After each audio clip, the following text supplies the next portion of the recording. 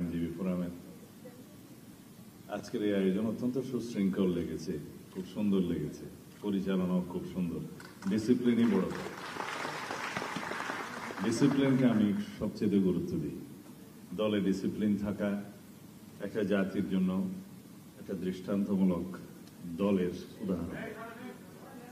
সেই জন্য দলে যদি শৃঙ্খলা থাকে, জাতিতে শৃঙ্খলা থাকে। শহীদ রাষ্ট্রপতি জিয়াউর রহমানের জন্মই হয়েছিল এদেশের স্বাধীনতা ঘোষণার জন্য। বিএনপির ইতিহাস যদি আমরা বলতে যাই, পর্যালোচনা করতে যাই, বিএনপির ইতিহাস হচ্ছে স্বাধীনতা, সার্বভৌমত্ব রক্ষার ইতিহাস, গণতন্ত্র পুনঃপ্রতিষ্ঠা এবং ধারাবাহিকতার ইতিহাস। সামরিক শাসন বিরোধী সামরিক স্বৈরাচার বিরোধী আন্দোলনে অবিরাম সংগ্রামের মধ্য দিয়ে গণতান্ত্রিক আন্দোলনে বিজয়ের ইতিহাস। বিএনপির ইতিহাস হচ্ছে একদলীয় বাকশাল ব্যবস্থা বিলুপ্তির মধ্য দিয়ে সাংবিধানিকভাবে বহুদলীয় গণতন্ত্র প্রতিষ্ঠার ইতিহাস। সংবিধানে বিসমিল্লাহির রহমানির রহিম মহান আল্লাহর উপর আস্থা এবং বিশ্বাস স্থাপনের ইতিহাস। তার মানে এই নয় যে আমরা অন্য ধর্মাবলম্বীদের ধর্মীয় অনুভূতি এবং স্বাধীনতায় বিশ্বাস করি না। বাংলাদেশের সংবিধানে আর্টিকেল 28 এবং 41 যদি আপনারা একত্রে পড়েন, তাহলে ধর্মের কারণে কোন রকমের কোন ডিসক্রিমিনেশন সেখানে এলাও করে না। এবং আর্টিকেল 41-এ ধর্মীয় শিক্ষা প্রতিষ্ঠান, ধর্মীয় উপাসনালয় এবং প্রিয়েচিং এর স্বাধীনতা দেওয়া হয়েছে। সেই হিসাবে বাংলাদেশের সংবিধান অত্যন্ত সুরক্ষিত একটি সংবিধান, সকল জাতি, ধর্ম, বর্ণ নির্বিশেষে সকল জনগোষ্ঠীর জন্য। আমরা এমন একটি দল করি যে দল সৃষ্টির প্রথমেই এমন একটি ধারণা বাংলাদেশের মানুষের জন্য নিয়ে আসলেন যে এই মানচিত্রে, এই ভূখণ্ডে যারাই বসবাস করবে সকলের জন্য, ধর্ম, বর্ণ, গোষ্ঠী, জাতি, গোষ্ঠী, সমস্ত ভাষাভাষী সকল শ্রেণীর মানুষের জন্য একটি ঐক্যবদ্ধ জাতি হিসেবে গঠনের জন্য যে ধারণা, সেটা হচ্ছে বাংলাদেশ জাতীয়তাবাদের ধারণা, বাংলাদেশি জাতীয়তাবাদের ধারণা। সেই ঐতিহাসিক ধারণাকে সম্বল করেই বিএনপির গঠিত হয় এবং সেই ধারণার মূল স্বপ্নদ্রষ্টা শহীদ রাষ্ট্রপতি জিয়াউর রহমান। জাতি একত্রিত হয়, এগিয়ে যায় সমৃদ্ধির পথে, গণতন্ত্রের পথে। তাকে জীবন দিতে হয়েছে এই গণতন্ত্রকে, স্বাধীনতাকে, সার্বভৌমত্বকে রক্ষা করার জন্য।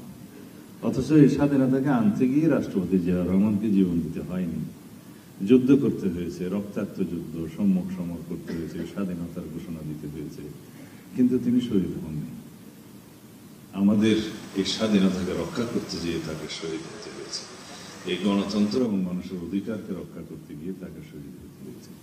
সেই জন্য বলি, বাংলাদেশ জাতীয়তাবাদী দল বিএনপির ইতিহাস মানে স্বাধীনতার ইতিহাস। এই দলের ইতিহাস মানে স্বাধীনতা এবং সার্বভৌমত্বকে রক্ষা করার ইতিহাস। এই দলের ইতিহাস মানে একদলীয় বাকশাল ব্যবস্থা বিলুপ্তির মাধ্যমে বহুদলীয় গণতন্ত্র প্রতিষ্ঠা করার সাংবিধানিক ইতিহাস। এই দলের ইতিহাস সামরিক স্বৈরা শাসন বিরোধী আন্দোলন করতে করতে গণতন্ত্রের বিজয়ের ইতিহাস। এই দলের ইতিহাস হচ্ছে সংসদীয় গণতন্ত্র প্রতিষ্ঠার ইতিহাস এবং তত্ত্বাবধায়ক সরকার প্রতিষ্ঠার ইতিহাস। এই দলের ইতিহাস শহীদ রাষ্ট্রপতি জিয়াউর রহমান এবং বেগম খালেদা জিয়ার ইতিহাস হচ্ছে গণতন্ত্রের জন্য সংগ্রাম করতে করতে জীবন দেওয়ার ইতিহাস। এই দলের ইতিহাস হচ্ছে সংস্কার এবং গণতান্ত্রিক সংস্কার বাস্তবায়নের মধ্য দিয়ে অঙ্গীকার পূরণের ইতিহাস। অন্যদিকে আরেকটি দল, ফ্যাসিস্ট আওয়ামী লীগের ইতিহাস হচ্ছে গণতন্ত্র হত্যার ইতিহাস, গুম, খুন, অপহরণ এবং বাংলাদেশের সম্পদ লুটপাটের ইতিহাস। বাংলাদেশে যত রকমের ফ্যাসিবাদী আচরণ এবং সন্ত্রাসবাদী কর্মকাণ্ড প্রতিষ্ঠা হয়েছে, শত সহস্র মুক্তিযোদ্ধাদেরকে হত্যা করেছে, সেই ইতিহাস বাকশালীদের ইতিহাস। এই দুটোকে তুলনা করলে বাংলাদেশের মানুষ অবশ্যই বিএনপির পতাকা তলে ঐক্যবদ্ধ হবে এবং হয়েছেও তাই। কিন্তু আমাদের মনে রাখতে হবে যে ভালো রাজনৈতিক সংস্কৃতির চর্চা এবং প্রতিষ্ঠা লালনের মধ্য দিয়ে অপসংস্কৃতি, অপরাজনীতি এবং ফ্যাসিস্ট রাজনীতিকে বিলুপ্ত করতে হবে।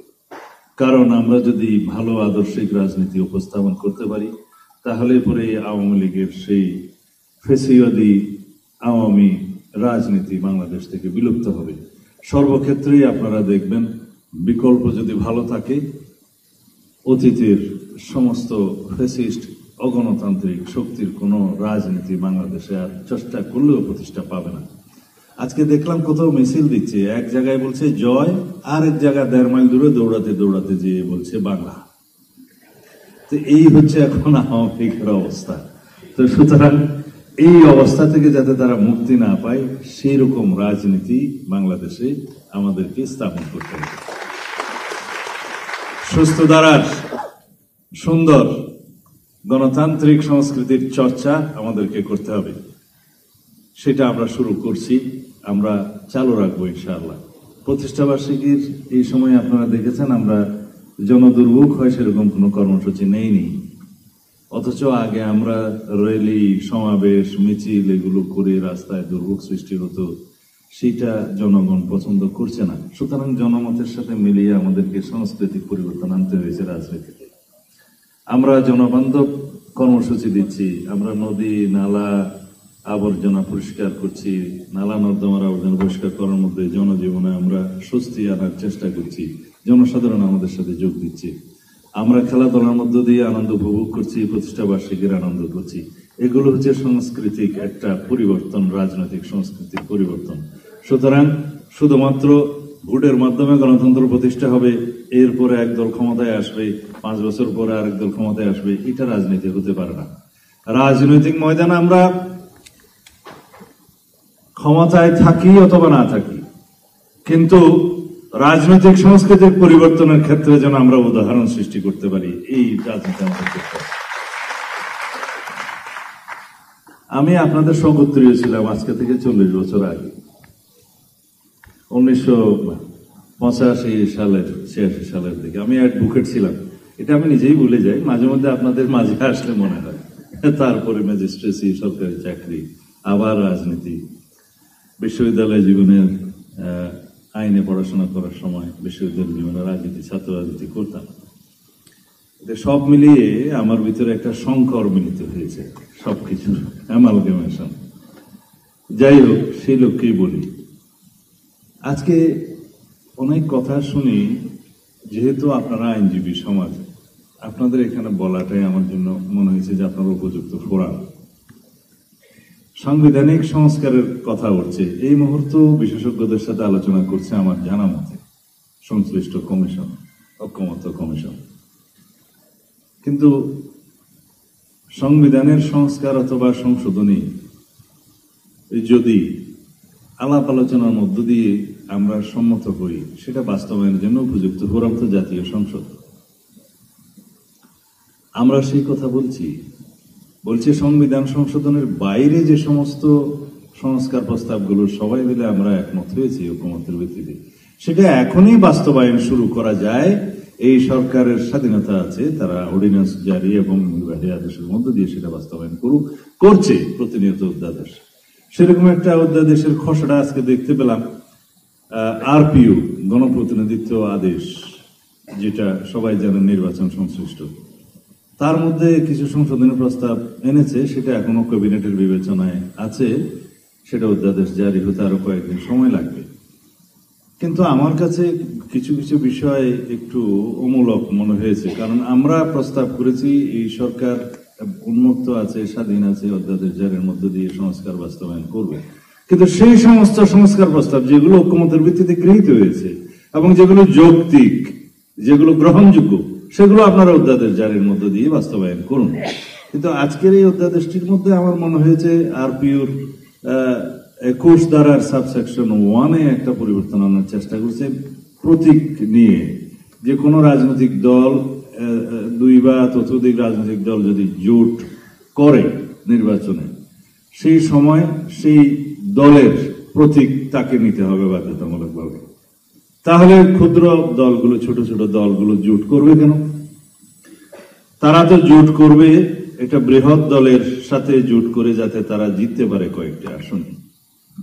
যদি তাকে তার মার্কা নিয়ে ইলেকশন করতে হয়, তাহলে সেটা তারা জোট করতে চাইবে না।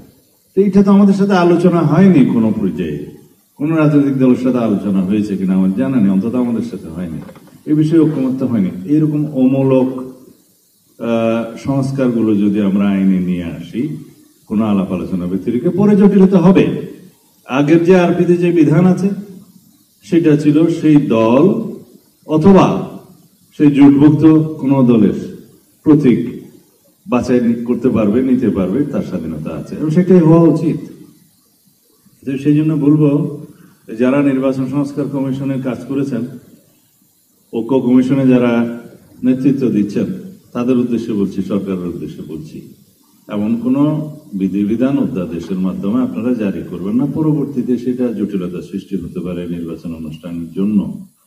সুতরাং যা ঐকমত্য প্রতিষ্ঠা হয়নি সেই বিষয়ে যদি আপনারা, অবশ্যই কিছু কিছু বিষয়ে আলাপ আলোচনা ব্যতিরেকেই কিছু কিছু ছোটখাটো অধ্যাদেশে পরিবর্তন আনতে পারবেন অধ্যাদেশ প্রণয়নের মধ্য দিয়ে, কিন্তু এইগুলো মেজর পরিবর্তন, এইগুলো সমস্ত রাজনৈতিক দলের সাথে একটু আলোচনা করার দরকার।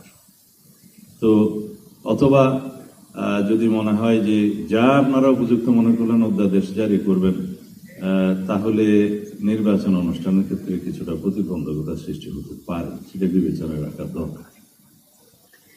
আর যারা বিশেষজ্ঞরা আলোচনা করছেন সংবিধানের সমস্ত সংশোধনী প্রস্তাবগুলো যেগুলো ঐকমত্যের ভিত্তিতে গৃহীত হবে বা ঐকমত্য হয়েছে, আর কিছু কিছু নোট অফ ডিসেন্ট সহকারে হয়েছে, সেগুলো বাস্তবায়ন এখনই করতে হবে, সেরকম একটি প্রচেষ্টা চলছে।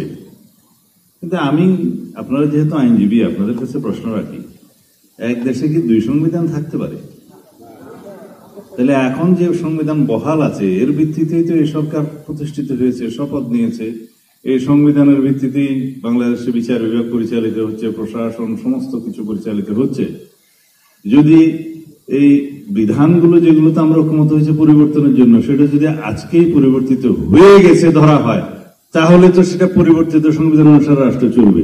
তাহলে আপনাদের মধ্যে কেউ যদি উপযুক্ত আদালতে গিয়ে চ্যালেঞ্জ করেন যে বাংলাদেশের সংবিধান কি এখন পরিবর্তন হয়ে গেছে, আদালত কি বলবে যে কে করলো এই সংবিধান পরিবর্তন, কার অধিকার আছে এই সংবিধান পরিবর্তন করার, কোথায় হলো সেই ফোরামটা, কোথায়, সেই প্রশ্ন আসবে। সেই জন্য আমি পরামর্শ দিয়েছিলাম যে আপনারা সাংবিধানিক সংস্কার করুন, শব্দটা হবে সংশোধনী, সংস্কার বলাটা সংবিধানের ক্ষেত্রে উচিত নয়।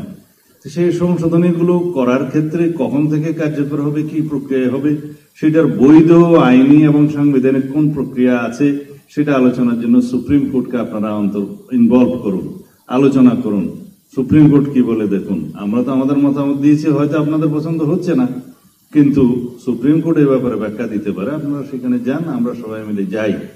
সুপ্রিম কোর্ট হয়তো বলতে পারে এগুলা সব পলিটিক্যাল ইস্যুজ, এটা to be settled in the next parliament, হয়তো বলতে পারে, আমি অ্যাডভান্স বলছি, কিন্তু তারপরেও সেটা একটা মতামত হবে। হয়তো সুপ্রিম কোর্ট সেটা এন্টারটেইন নাও করতে পারে, কিন্তু তারপরেও সেটা একটা মতামত হবে। কিন্তু আমরা সেই বৈধ আইনি প্রক্রিয়া না গিয়ে মেসাল দিচ্ছে আমাদের সামনে কি কি জানেন, স্বাধীনতার সময় তো কোন রকমের কনস্টিটিউশন ছিল না, কিভাবে দেশ পরিচালনা হয়েছে সেগুলো তো পরে কনস্টিটিউশনে ধারণ করা হয়েছে। আপনারা সবাই আইনজীবী, আপনাদের নিশ্চয়ই মনে আছে এই ভূখণ্ডের জন্য যারা নির্বাচিত হয়েছিল, যদিও পাকিস্তানের জন্য নির্বাচিত হয়েছিল, যেহেতু পাকিস্তানের সংবিধান প্রণয়নের একটা শর্ত দিয়েছিল, সেখানে তারা সেটা না মেনে তৎকালীন কেন্দ্রীয় জাতীয় সংসদ এবং প্রাদেশিক জাতীয় সংসদ আহ্বান করার পরেও যখন সেটা বাতিল করলো, তখন নির্বাচিত প্রতিনিধিরা 25শে মার্চের পরে, যেহেতু যুদ্ধ একতরফাভাবে ঘোষিত হয়েছে বাংলাদেশের এই ভূখণ্ডের উপরে পাকিস্তানি হানাদার বাহিনী কর্তৃক, তখন একত্রিত হয়ে তারা নিজেরা গণপরিষদ ঘোষণা করলেন এবং সেই গণপরিষদের ঘোষণা অনুসারে স্বাধীনতার ঘোষণাপত্র প্রণয়ন করলেন 10ই এপ্রিল 1971 সাল। সেখানে তারা নিজেদেরকে গণপরিষদের সদস্য ঘোষণা করলেন এবং সংবিধান প্রণীত না হওয়া পর্যন্ত এই স্বাধীনতার ঘোষণাপত্রকে তারা প্রভিশনাল কনস্টিটিউশন হিসেবে ধরে নিয়ে রাষ্ট্র পরিচালনা করলেন। সেখানে রাষ্ট্রপতি, অস্থায়ী রাষ্ট্রপতি অর্থাৎ ভাইস প্রেসিডেন্ট থেকে শুরু করে সবার নিয়োগকে অনুমোদন দিলেন এবং তাদেরকে নির্বাহী ক্ষমতা, বিচার বিভাগীয় ক্ষমতা, রাষ্ট্র ক্ষমা করার, ক্ষমা প্রদর্শনের ক্ষমতা সহ অন্যান্য সকল ক্ষমতা ওখানে প্রয়োগ দিলেন। তারপর রাষ্ট্র পরিচালিত হলো। প্রথম আইন ছিল বাংলাদেশের কোনটা? বেসড অন দিস স্বাধীনতার ঘোষণাপত্র, based on this Declaration of Independence. First law was the continuance of laws continuance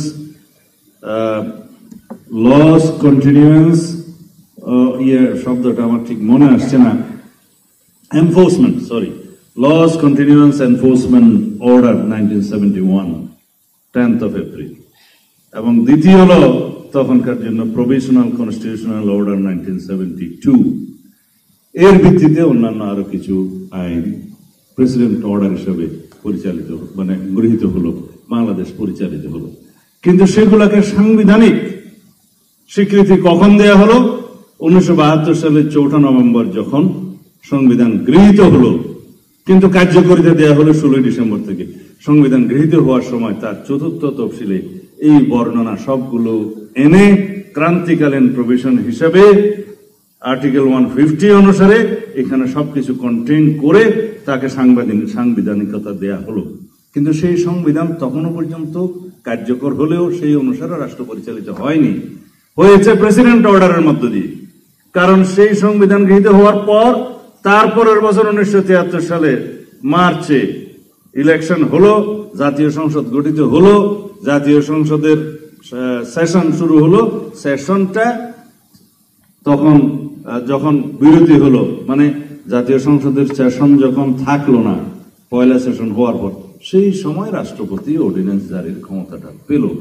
তার আগ পর্যন্ত আপনাদের জেনে রাখা ভালো, তার আগ পর্যন্ত ওই প্রেসিডেন্ট অর্ডার দিয়ে কিন্তু রাষ্ট্র চলেছে, কনস্টিটিউশন অনুসারে চলে নাই। এটা হচ্ছে বাংলাদেশের সাংবিধানিক ইতিহাস। তো সুতরাং যারা এখন বলছে যে তখন সংবিধান ছিল না, আমি যে বলবো তখন রাষ্ট্র ছিল না, রাষ্ট্র হয়েছে, সংবিধান ছিল না, তখন স্বাধীনতার ঘোষণাপত্র হয়েছে, প্রভিশনাল কনস্টিটিউশন অর্ডার হয়েছে, সেই পিইউ গুলো হয়েছে, প্রেসিডেন্ট অর্ডার গুলো হয়েছে, রাষ্ট্রীয়ভাবে চলেছে, তারপরে সংবিধানে সে কন্টেইন করেছে। আমিও এখন বলছি যেগুলো আমরা এখন এগ্রিড হব সেগুলো ঠিকই পরবর্তী জাতীয় সংসদে আলাপ আলোচনার মধ্য দিয়ে ঐক্যমতের ভিত্তিতে যা গৃহীত হয়েছে তা গ্রহণ করা হবে। এখন কেউ বলছে গ্যারান্টি কি, আপনারা যে প্রতিশ্রুতি রাখবেন আমরা কেন রাখবো?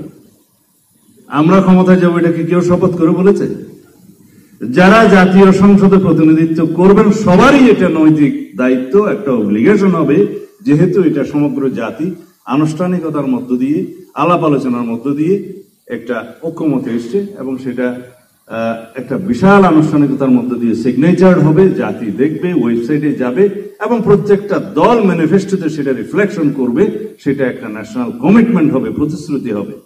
এবং মাননীয় প্রধান উপদেষ্টা তার জুনের 6 তারিখের ভাষণে বলেছেন এটা একটা জাতীয় প্রতিশ্রুতি, এটা পরবর্তী সংসদে বাস্তবায়িত হবে। তিনি বলেছেন, তার বক্তব্য প্রণিধানযোগ্য, তা আমরা সেই কথাই বলছি। এখন যদি এক্সট্রা কনস্টিটিউশনাল এনি স্টেপস যদি কেউ গ্রহণ করে থাকে, তারপর সেটা কোর্টে চ্যালেঞ্জ হবে, সেরকম কোনো কাজ আমরা করতে পারি না। শুনছি সুপ্রা কনস্টিটিউশনাল অ্যারেঞ্জমেন্ট করবে, মানে তারা বলছে এটা স্পেশাল কনস্টিটিউশনাল অর্ডার করে নাকি জারি করা যাবে। সবগুলো কথা আমি এখানে বলছি সময়ের স্বল্পতা সত্ত্বেও, যেহেতু আপনারা আইনজীবী বলা,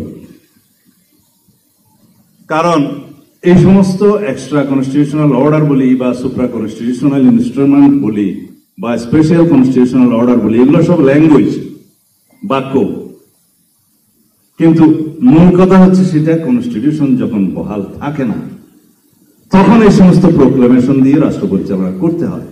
আজকে তো আমার কনস্টিটিউশন আছে, আমরা কনস্টিটিউশন অনুসারেই রাষ্ট্রটা চলছে, এটা স্থগিত নাই।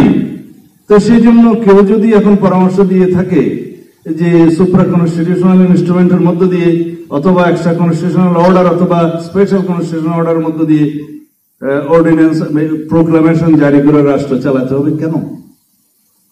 এই অর্ডারগুলো তখন দরকার হয় যখন রাষ্ট্র পরিচালনার ক্ষেত্রে সেই বিধানটা বহাল নাই, তখন। এখন তো আমার রাষ্ট্র পরিচালনার ক্ষেত্রে সমস্ত কিছু বহাল আছে।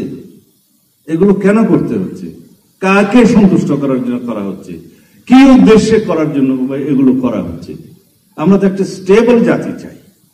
এই স্টেবিলিটির জন্য গণতান্ত্রিক ধারাবাহিকতার জন্য আমরা সংগ্রাম করেছি, ভোটাধিকার প্রয়োগের জন্য আমরা রক্ত দিয়েছি, আমাদের সন্তানরা শহীদ হয়েছে, গণ অভ্যুত্থান হয়েছে, ছাত্র গণ অভ্যুত্থান হয়েছে। প্রধান উপদেষ্টা তার ভাষণে বলেছেন যে ছাত্র গণ অভ্যুত্থানের মধ্য দিয়ে যে আকাঙ্ক্ষা প্রকাশিত হয়েছে সেই আকাঙ্ক্ষার বহির প্রকাশ হচ্ছে এই অন্তর্বর্তীকালীন সরকার মানি। এবং ছাত্র গণ অভ্যুত্থানের মধ্য দিয়ে কি সাংবিধানিক ধারাবাহিকতা ক্ষুণ্ণ হয়েছে? হয়নি। আর্টিকেল 106 অনুসারে সাংবিধানিক ধারাবাহিকতার মধ্য দিয়ে প্রধান উপদেষ্টা এবং উপদেষ্টা মন্ডলী শপথ নিয়েছেন। আমরা এখন কেন ধারাবাহিকতা ক্ষুণ্ণ করতে যাব? কি উদ্দেশ্যে? অবশ্যই না। তো সুতরাং সবারই শুভবুদ্ধির উদয় হোক। আমরা মনে করি যারা এগুলো চিন্তা করছেন, বিবেচনা করছেন, বিশেষজ্ঞরা আলাপ আলোচনা করছেন, বুদ্ধি পরামর্শ দিচ্ছেন, আপনারা সবাই গণতান্ত্রিক এবং সাংবিধানিক ধারায় চিন্তা করবেন। এই জাতিকে অতি শিগগির একটি নির্বাচনের মধ্য দিয়ে রাজনৈতিক সরকার প্রতিষ্ঠা করতে হবে। কনস্টিটিউশনাল সংসদীয় একটি সরকার প্রতিষ্ঠা করতে হবে, যার মধ্য দিয়ে এই জাতির শহীদের আকাঙ্ক্ষার প্রত্যাশা সবকিছু পূরণ করতে হবে। সেই লক্ষ্যে আমরা এগিয়ে যাই। ইনশাআল্লাহ আগামী 2026-এর ফেব্রুয়ারির প্রথমার্ধে রমজান শুরু হওয়ার সপ্তাহখানেক আগে অথবা তারও আগে বাংলাদেশে জাতীয় সংসদ নির্বাচন অনুষ্ঠান হবে। এর পথে যারাই কাঁটা বিছানোর চেষ্টা করবেন, যারাই বিভিন্ন রকম বিভ্রান্তিমূলক বক্তব্যের মধ্য দিয়ে বিভ্রান্তি সৃষ্টি করার চেষ্টা করছে, তাদের সকলের উদ্দেশ্যে নসিহত হচ্ছে আমরা এখন নির্বাচনী আবহের মধ্যে আছি। সারা দেশে নির্বাচনী আমেজ সৃষ্টি হয়েছে। অতি শিগগির আমাদের নেতা জনাব তারেক রহমান বাংলাদেশে প্রত্যাবর্তন করবেন। সেদিন বাংলাদেশের নির্বাচনের সমস্ত কিছু প্রতিষ্ঠিত হয়ে যাবে ইনশাআল্লাহ। আমি বলছি না নির্বাচন হয়ে যাবে, তবে আমরা বিএনপির পক্ষ থেকে সেই দিনই নির্বাচনের অর্ধেক কার্য ইনশাআল্লাহ সমাপ্ত করতে পারব। সেটা কি? সারা বাংলাদেশে আমাদের নির্বাচনের প্রচারণা হয়ে যাবে। নির্বাচনের একটা অবিচ্ছেদ্য অংশ হচ্ছে প্রচারণা, তো সেই প্রচারণা আমাদের অর্ধেক সেদিন হয়ে যাবে ইনশাআল্লাহ। তার প্রত্যাবর্তন হবে বাংলাদেশে সবচেয়ে অবিস্মরণীয় একটি ঐতিহাসিক ঘটনা। সেটি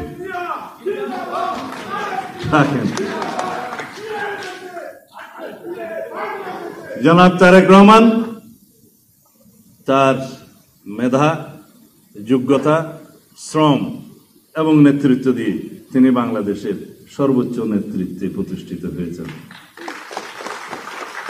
আমরা আমাদের নেতার সাথে আন্দোলন, সন্ত্রাসীবাদ বিরোধী আন্দোলন সংগ্রামে ঘনিষ্ঠভাবে কাজ করতে যেয়ে আমরা যে পরিপক্কতা আমার মধ্যে দেখেছি, এই জাতি ইনশাআল্লাহ তার নেতৃত্বে অনেক দূরে এগিয়ে যাবে সেই দিনের প্রত্যাশায়।